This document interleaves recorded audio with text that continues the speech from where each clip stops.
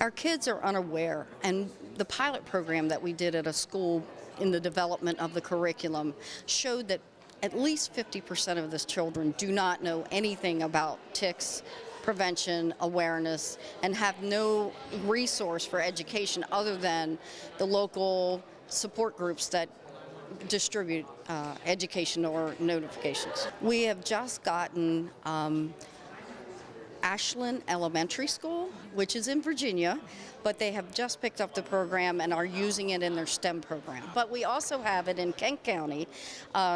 Retired Senator Wayne Gilchrist will be using it in integration with the curriculum he has for environmental studies. It is comprehensive because K through 8th grade, there are 5 subjects covered: reading, writing, math, language, science, social studies, and health. There's a lesson for every one of those subject areas. So you could teach one piece of it, or you could teach the whole thing like a Lyme Awareness Week. It would be great to do in every grade from K to 8.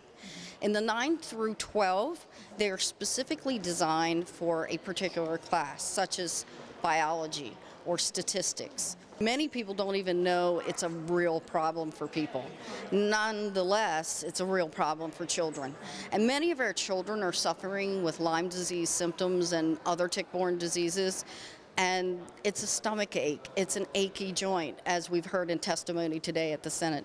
And I want people to know that a simple tick check and a simple body check every day, parents can do this easily, but mostly 50% or more do not even know it exists and what the risk factors are: debilitating illness and even death. I have seen some health initiatives in departments of health that have education much like the Lyme support groups have. I actually gave away a few of the lessons to Maryland, to Annapolis. And I let them use it free of charge because I think it's so important that it gets out there. I had evaluated a curriculum that was printed by a Lyme disease support group from 2006, and I evaluated that curriculum for my dissertation and found that it was missing some activities. It was missing supportive materials. And they did a wonderful job for the information we had at the time, but this is written by teachers, evaluated by teachers, and evaluated by National Capital Lyme by many people to say, okay, does this make sense? It's a one-time purchase. It is currently $9.95. I do discounts for schools that cannot afford it or want it and they just can't find the way. I also have found that many of the local 50c3s will support this endeavor, and they don't have to pay anything for it. They just have to implement the curriculum, which is very exciting for me. What I've found is by school. Schools get to know about it. Nurses are my best friends because they know how important this is.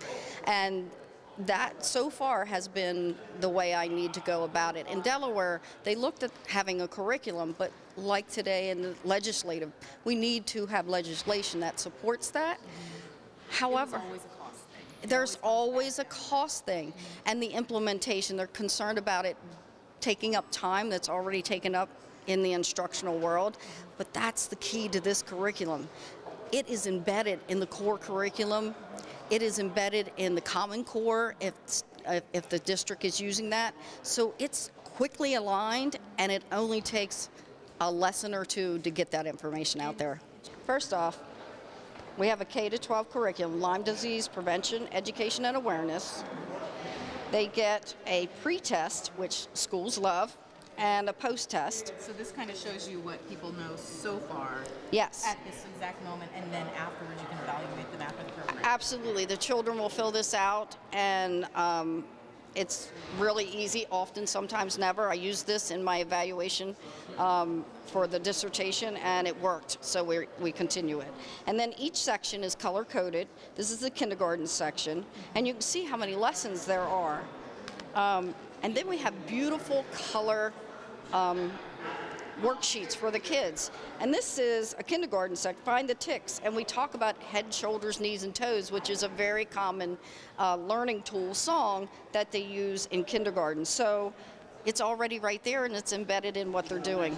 So we move on, and as we go up in the grade levels, they get more complicated, the worksheets do. The lessons are beautiful. It talks about how much time it will take, the materials that are needed, engaging and exploring. It's laid out for a teacher's dream lesson. So they can reach out to me. I can either print it in a hard copy form, or I can give them an electronic version that they can use throughout their district. It's a one-time fee throughout their district, and every school in their district can and use this for a lifetime. So we've made it easy because we think it's so important to save children's lives.